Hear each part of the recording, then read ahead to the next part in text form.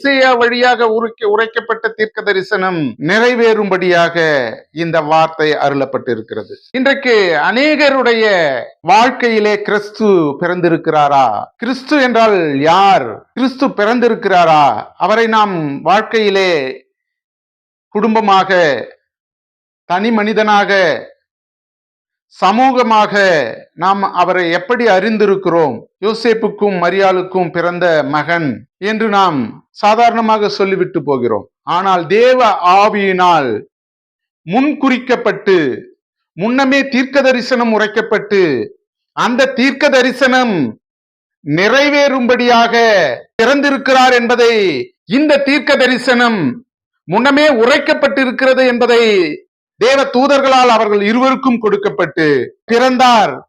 அவர் தேவகுமாரன். வேதத்திலே அவரை உறுதிப்படுத்தும்படியாகத்தான் இந்த வேதாகமம் அமைந்திருக்கிறது.